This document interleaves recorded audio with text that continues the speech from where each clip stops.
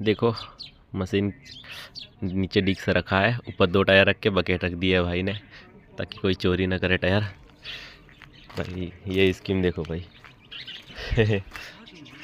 अच्छा लग रहा है।